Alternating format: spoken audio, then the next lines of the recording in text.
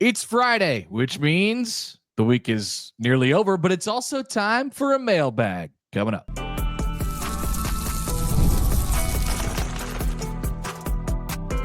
You are Locked On Nebraska, your daily Nebraska Cornhuskers podcast, part of the Locked On Podcast Network, your team every day.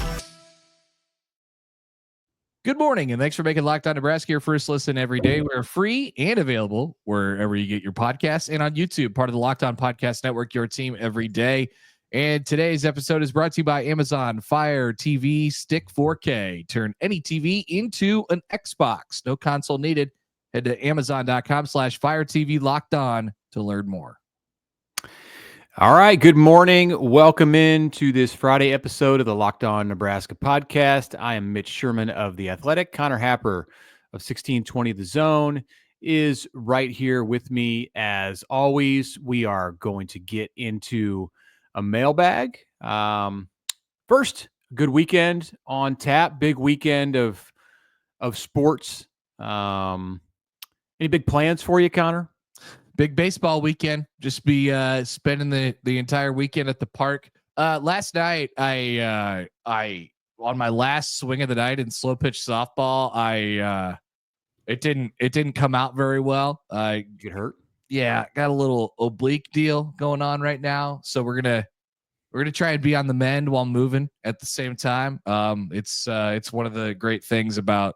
I made a mistake. I didn't really stretch or anything like that. You know, that was stupid. So here we go. I'm paying for it now forever. Did you at least make good contact? Yeah, it was a ground out. Like it was a hard ground out, but it was a ground out. So I mean, I didn't really get a win out of it. Okay. Yeah, you got to stretch. You got to stretch a little bit. I don't know. Like, what do you do for your? You just kind of you do one of those, you know, for the obliques. I think so. I don't know. I swing the bat a lot. I think I've got the. Yeah, you'd be fine. Like I think I got the muscle memory down on swinging the bat. Like I probably would be okay in slow pitch softball because I hit so many ground balls and fly balls on a weekly basis. It's all coming to an end. I'll come into an end here pretty soon. So I'll be on the diamond this weekend too, coaching first base. Hopefully playing 5 games over 2 days and trying to mix in a high school graduation that's going along with that. So let's see how that goes. That's huge. If I'm still here on Monday, that's a good sign. All right, let's jump into the mailbag. We got lots of stuff to get to, so we'll try to burn through these questions. First one today comes from Jake in Fremont. His email is entitled Winners Win, and his question is, Mitch, do you condone Connor's picture and caption of the Creighton baseball team?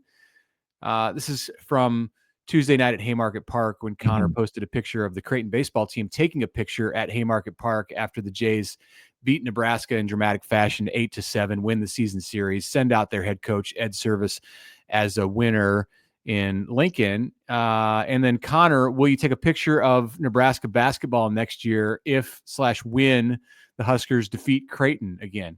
Let me answer my part first. Sure. Totally fine. Connor's job that he gets paid to do is to be among many other things, is to be the play-by-play announcer for Creighton baseball.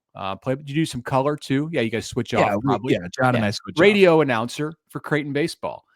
He should absolutely lean into that and do things that promote his team. So I'm all for it in the line of let's do our jobs and do them well.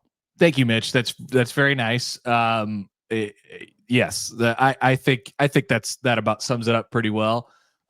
So the thing is, like with the, like Nebraska beat Creighton in basketball this year on Creighton's home floor. And one of my other things, or I guess in the same category, is I am the in-house MC, like hype man. I'm the D Wayne of Creighton basketball.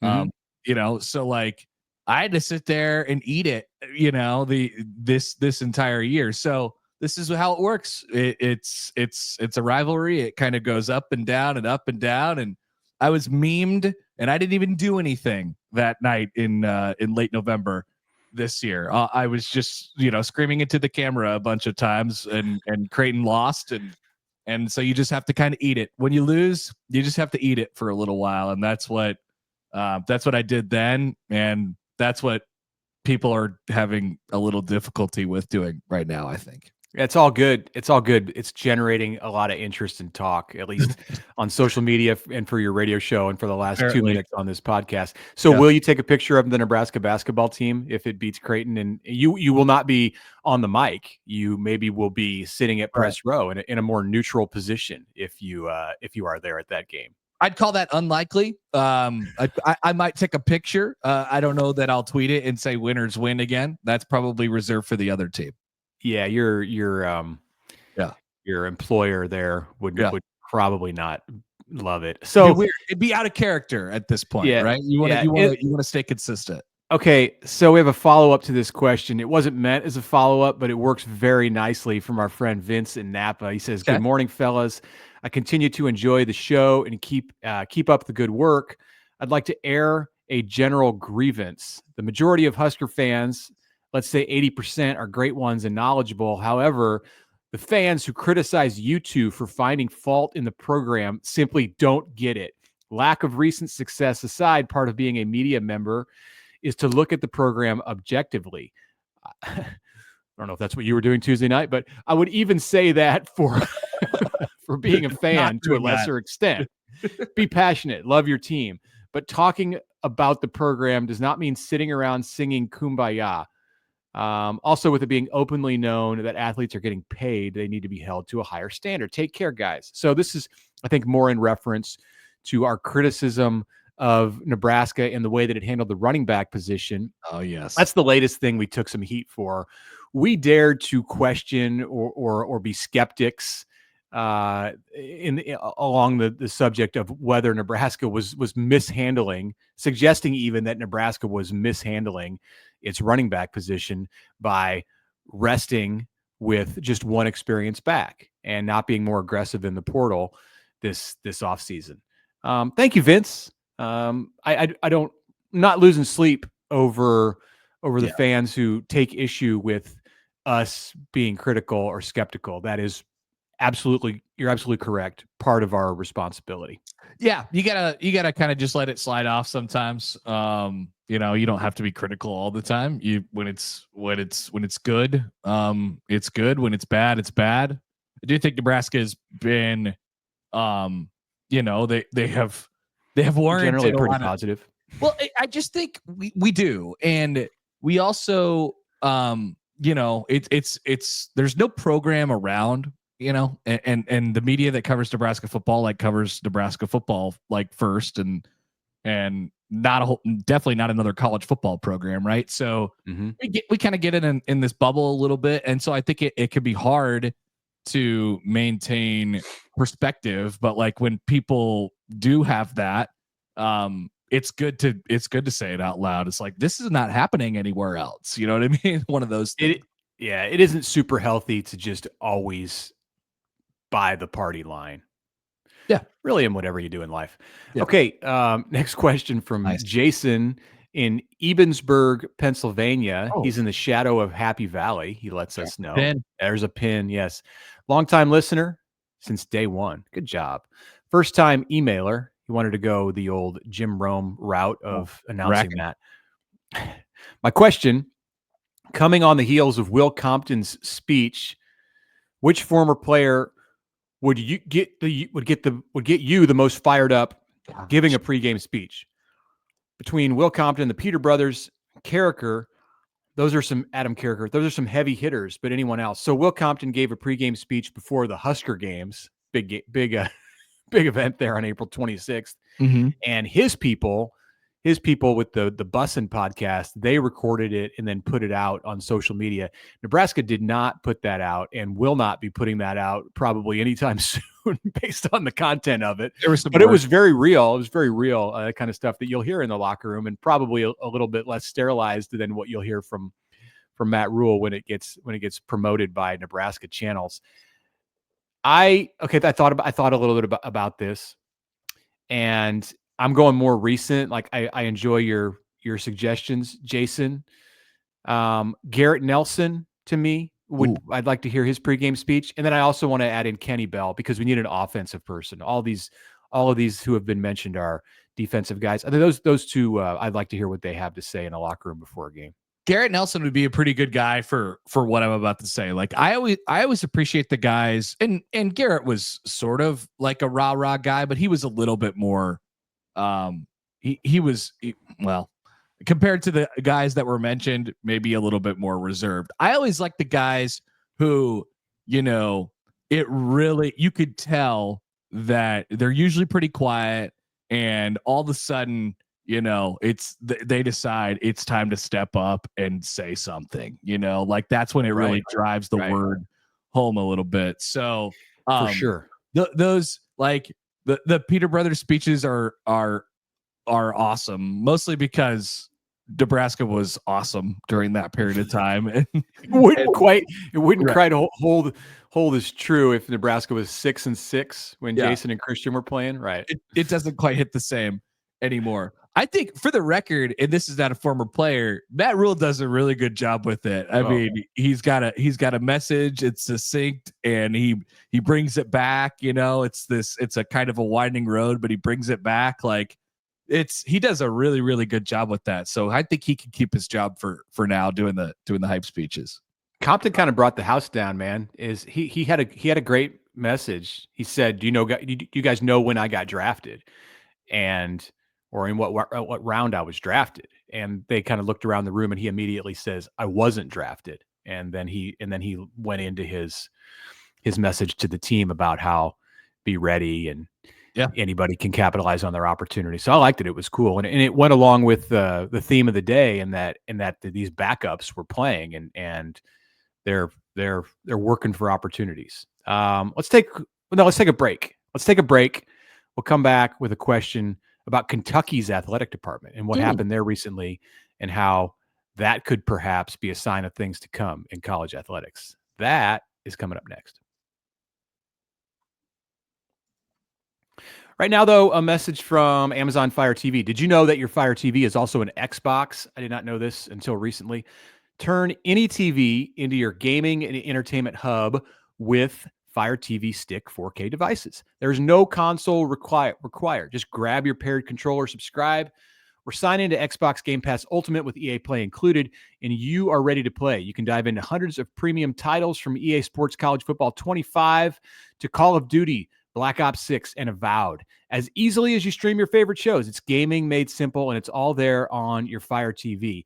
In addition to that, Amazon Fire TV delivers endless entertainment. They've got 4K streaming. You can watch more than 1.5 million movies and TV episodes from your favorite subscription services such as Netflix, Prime Video, Disney Plus, Max, and many more. So head to Amazon.com/Fire TV Locked On to get started. Xbox Game Pass Ultimate subscription and compatible controller required. Available on select devices, including Fire Stick TV 4K, second generation, Fire TV Stick 4K Max, first and second generation, and Fire TV Cube, third generation.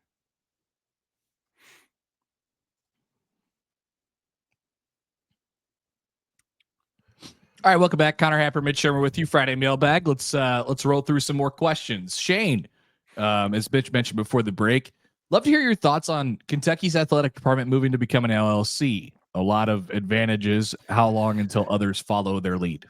Well, I think people will want to see what happens with this, assuming that it's all legal. I don't know what the advantages and disadvantages are necessarily. I'm sure there's tax ramifications. One of the things that I thought of was the upcoming revenue sharing. Assuming that we're getting revenue sharing this summer, I think it's very, very, very likely that we are one way or another. Yeah.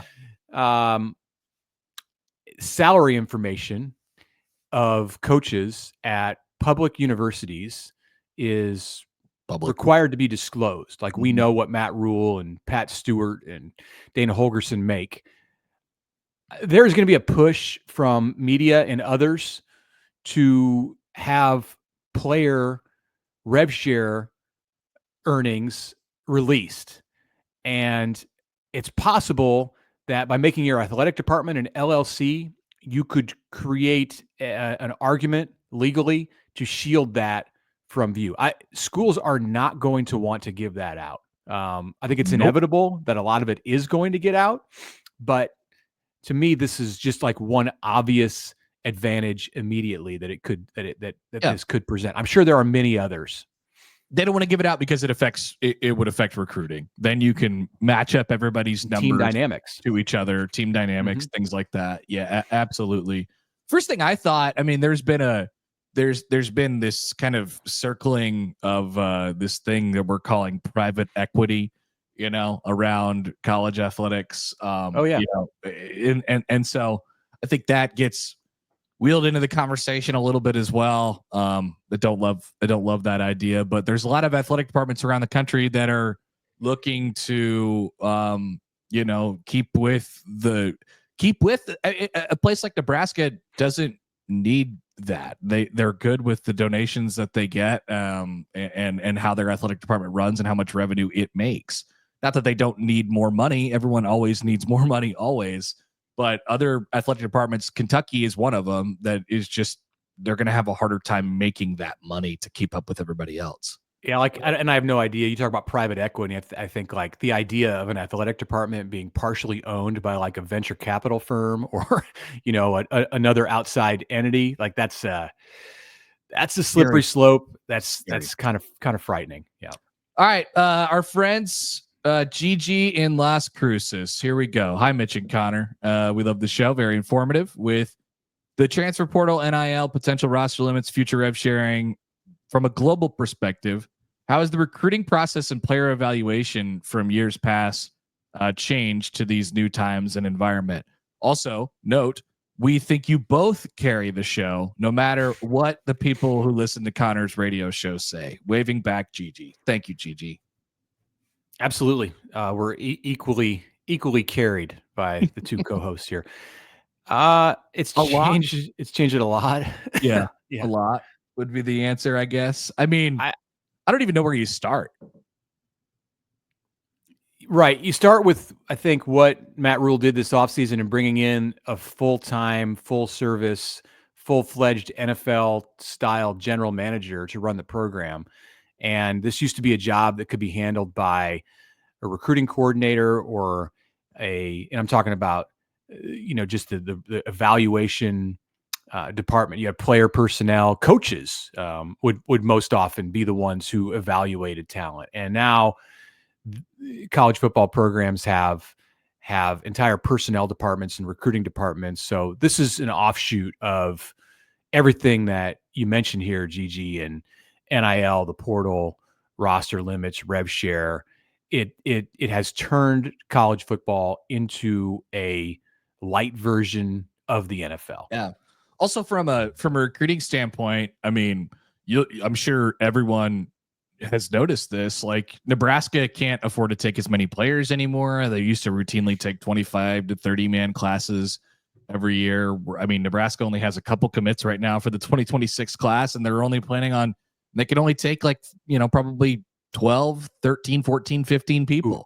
Yeah. I think probably in the range of 15. Yeah. Right. But it's, you have to be really selective. It's changed the dynamics of in-state recruiting, as we've talked about on this show before. Like, when you're capped on stuff, it's not a bad thing. It doesn't have to be a bad thing, but it changes the very ground that college football stands upon. I think they'll, and just to amend that, I think they'll have a little more wiggle room on that 26 class because of the roster limits and how it's not going to be a hard 105 sure. And Nebraska will grandfather players in. But that's a good question for Matt Rhule the next time we talk to him this summer. Yeah, well, wonder where his mind goes first. Scott in Windsor, Ontario. Because of the Connor Stalions cheating scandal, Connor Stalions lost his job. Jim Harbaugh was suspended for several games, and now Sherrone Moore has been suspended for 2 additional games this upcoming season. If this scandal was not a big deal and Michigan's national championship is being accepted as legitimate, why do people keep getting punished for it? Either it's major cheating scandal or it's not. It can't be both, can it? I personally don't accept the Michigan national championship. Thoughts? I love that. Well, I think the NCAA might not accept the championship either. The thing is, we haven't gotten word from the NCAA on sanctions for Michigan. Michigan continues to try to whittle down, appease the NCAA by imposing its own sanctions. You saw Jim Harbaugh suspended for 6 games in the 2023 season, and now Sherrone Moore suspending himself against Central Michigan and Nebraska in the 2025 season. So weeks 3 and 4, by the way, that makes a lot of sense. Yeah, the national championship, it's not like an NCAA thing, so I don't know that they can strip that. Maybe Michigan's going to claim it regardless. It's not really going to change how people feel about that 2023 team, whether it's good or bad. It's a big deal, Scott. Like let's be clear about that. Even Michigan, if you're suspending your coaches 8 games before you even get to the place of being ruled upon by the NCAA's enforcement staff, they're recognizing that it's a big deal. I can't recall a school doing that with its coaches. I mean, you've seen coaches get fired over scandals, but 8 games of suspension is a lot. And keep in mind here, in Michigan's general standpoint on this has been, I mean, they've been relatively like defiant on this conversation, but they have, like we said, tried to appease the NCAA by randomly suspending people for random games in an effort to say, hey, look, we do care about this and we are showing remorse. So don't put any significant things against the, penalties against the program. I hope it doesn't work. I hope the NCAA doesn't, see right through, or I hope they do see right through that and say, no, man, like there's going to be banners that have to come down and stuff like that. So we don't know how that's going to look. And we're not finished up with the NCAA is not finished up with the investigation yet. Let's go one more here before we take a break. Sure. Stephen, Newport News, Virginia. Hello. There we go. Thanks for the podcast. It's a little hard to get a ton of good Husker news in Virginia. I would imagine so. So I appreciate you helping me keep up. Internet. Yeah, we're out there. I do agree that we should be angry at the fact that Michigan chose Nebraska as one of the games to suspend their coach, but I don't agree that the game should not and will not reach a level of fervor similar to the Colorado game. Oh, good. Even Michigan haters are saying that it's bogus, that they should suspend their coach for the 2 least significant games of the season. Boy, that kind of hurts. I think that's what he's going for. And I think fans should throw every bit of Nebraska nice out the window as they did against Colorado. No offense to Iowa, but this, at least to me, has become the most important game of the season by far. And Coach Moore should regret skipping it. Love it. Yeah, we're trying to make this as dramatic as we can here in May. And I legitimately believe it's a slap in the face to Nebraska to do that. They would never do that. They would never suspend their coach having the choice of games, as Michigan seems to think that it does, against Penn State or Ohio State. Actually, it did suspend Jim Harbaugh against both of those opponents 2 years ago. But they were at the end of the season, and Michigan wanted to have the head coach for the college football playoff run. So, love your comment, Steve. Thanks for listening, and glad we can service you. In load it up. I hope it's a night game or something like that, and people get good and fired up, just like it was against. We need one of those bloodthirsty games. I think every year it brings out the best and the worst in people. Let's take a break. We'll come back. We still have a few more questions on the other side on the Locked On Nebraska podcast. But first, a word from our friends at Monarch Money. Do you ever wonder where all your money went between dining out, online shopping, entertainment? It's easy to lose track. That's where Monarch Money comes in for you, your personal CFO, giving you full visibility and control over your finances. Monarch Money is not just a budgeting app. It's a complete financial and command center. You could track all your accounts, investments, spending, all in one place. So you stop managing your money and you go on top. You start building wealth. All in one convenience. Instead of juggling multiple apps to try and keep track of where your money's at, you could use Monarch to check your finances, track spending, and even plan long-term goals. So take control of your finances today with Monarch Money and use the code LOCKEDONCollege at monarchmoney.com for 50% off your first year. I can't emphasize this enough. 50% off your first year. monarchmoney.com, code LOCKEDONCollege for half off your first year.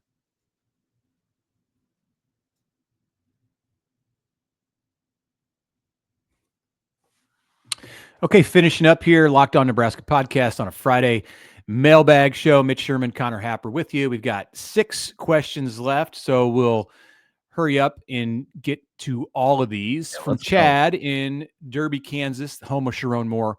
Browsing a few forums, I still think there's a large contingent who are emotionally banking on the lore of Rhule's year 3 success. Given this stint doesn't look much like his time at Temple or Baylor, what are your thoughts to those who think this thing is going to take off in year 3? Chad, I'm really glad you put it that way. Like I've kind of been trying to say that for a while now. Like it does not follow the same line of when it popped in year 3 for Rhule at his other 2 stops. That doesn't mean it won't pop though. So they're going to do it a different way, mostly because of things that are happening externally around them in college football. And Rhule has, decided to quickly adapt to all of those things and hand some of the keys over to whether it be Dana Holgorsen or Pat Stewart. It has a chance. I don't feel like it's going to really, take off or pop in year 3. That doesn't mean it's going to be a disaster.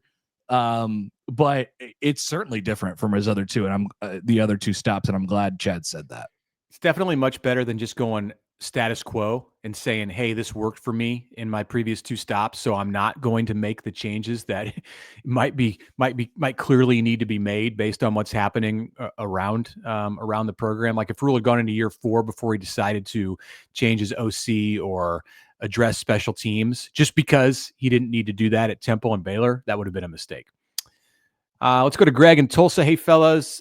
Thursday, you said Nebraska would not produce another national champion in football during your lifetime. I said that. I thought that following our 1970 and 71 championships, Greg in Tulsa thought the same thing.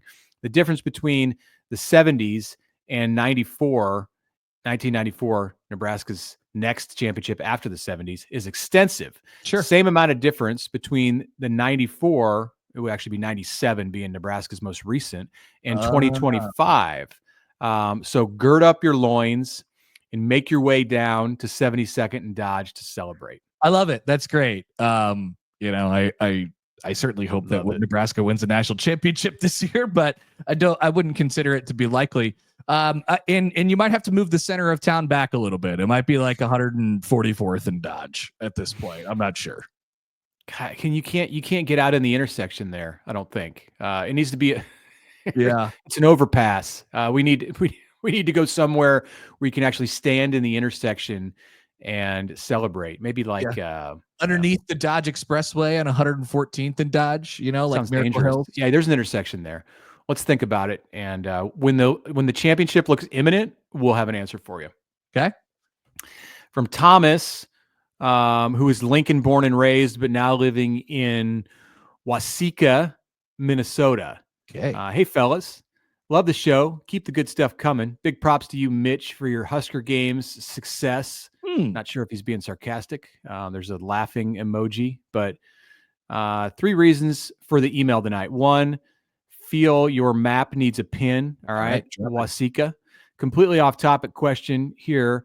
Does this year's overhauled coaching staff allow Nebraska to get over the proverbial hump? I think we addressed that in the question from Chad up there. So we'll just go with this one. I just read that Dylan Raiola gave up $6.5 million to stay at Nebraska. Is this even true? Keep up the great work. Well, I bet that there was a lot of money thrown at him in the offseason. I bet it's probably not $6.5 million. Yeah. What you hear and read, he read. I don't know where you read this, Thomas, but I don't think he had a $6.5 million offer. No, and even if whatever he turned down, you'd have to then subtract Nebraska's offer from that to see what he might have. No, it's like things get exaggerated a lot in the NIL world, whether it's by agents or just fans who are out of their minds. I'm sure he had offers to go other places, probably just not that big of one. Yep.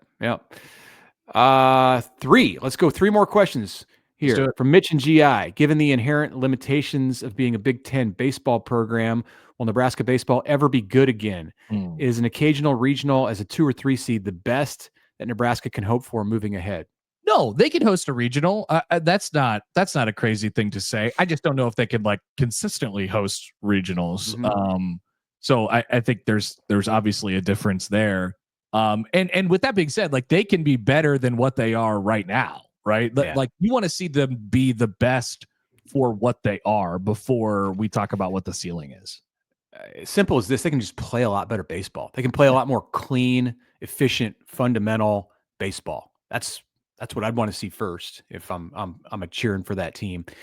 Michigan and Indiana made the College World Series from the Big Ten in fairly recent years. So Nebraska can do that. Yeah, Michigan played for a championship like 5 years ago. From Jeff in Omaha, do you have any idea how many tickets Nebraska fans have purchased for the August 28th Cincinnati game at Arrowhead Stadium? I enjoy listening to your show every weekday morning. Ooh, do you? No. Should have checked. Okay. I don't know. It's not like you can call up the Nebraska ticket office and get that number. It's stuff's being handled through, Ticketmaster, through the Chiefs. Nebraska's going to have 50,000 plus fans inside of Arrowhead at the end of August. I think that's safe. Could be a higher number than that. The stadium seats 74,000, something along those lines. So it's going to be a big Nebraska crowd for sure. As it gets closer, we'll investigate and check on that and see if there's a way to figure it out. They haven't had a road trip like this. They haven't had a game this close to Lincoln or Omaha since they left the Big 12. 76. So people are thirsting for this, in my opinion. Shorter road trips are awesome. I missed the Big 12 North for exactly that reason. And now you kind of have a little bit of a taste of it again, even though it's against Cincinnati. Arrowhead has this capacity of 76,400 and is known as the loudest stadium in the world, according to a quick Google search. So it is loud. It is loud. The Chiefs, it gets loud in there for the Chiefs. And if Nebraska plays up to its potential and has a good start to the season, it'll be loud at Arrowhead on the night of August 28th. Okay, we finish up from Mark in Elkhorn. Nebraska volleyball has added only one player from the portal this year, that being Ali Check, the opposite hitter, second team all Big 12 from Baylor. While Texas, Wisconsin, and Penn State seem to be upgrading their rosters. Are the Huskers already falling behind in Danny Busboom Kelly's first year? No, I think Nebraska's roster is pretty good. I would say Nebraska didn't need to add much because, they lost a couple pretty important players from last year. They felt like they could supplement that internally, and they probably have one of, if not the best players individually in the country in Harper Murray. So no, I don't think they're falling behind anybody in anything. Yeah, and Andy Jackson might be better than Harper Murray. Yeah. So Nebraska added some great freshmen who are going to contribute this year. I think there's some anxiety among Nebraska fans in the volleyball world because Penn State added Kennedy Martin. It was kind of a Penn State Wisconsin thing, at least what it looked like. I kind of thought Wisconsin from hearing the rumors, but Kennedy Martin, the opposite hitter from Florida, All-American, potential National Player of the Year, is going to Penn State. And you if you follow Nebraska volleyball, of course, know that Penn State beat Nebraska last season to rob the Huskers from the outright Big Ten title, and then beat Nebraska again in the national semifinals in Louisville. So to add a player like Kennedy Martin to the Lions roster is concerning. There's some, speaking of volleyball rumors, there are some rumors that Nebraska is looking to add a professional level 20-year-old opposite hitter from Italy here. Oh my. This is circulating out there.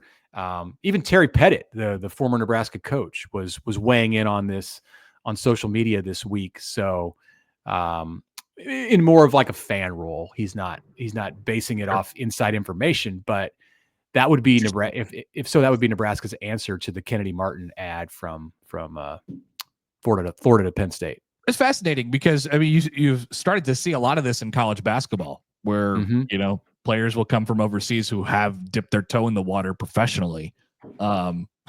Wouldn't surprise me if Nebraska volleyball was on the cutting edge of that in this sport. They certainly have the the budget and the resources and all the other things to attract, already professional athletes, which is awesome. Now, other programs are trying to level up to Nebraska. Well, not that Nebraska stands alone, but all of those programs that were mentioned there, Wisconsin, Texas, Penn State, Nebraska, they're little edges, little tiny things. I don't think anybody's got a leg up on one or the other. They're all in the same plane. Yep. You throw in Stanford, Pitt, Louisville with its recent success, and that's the top, the elite, the upper crust of volleyball. So a lot of those teams will be in Lincoln in August for the ABCA showcase. So lots to look forward to there. All right, that's it. Thanks for making Locked On Nebraska your first listen today. For your second listen, go check out the Locked On Portal podcast. You can find out all you need to know about the transfer portal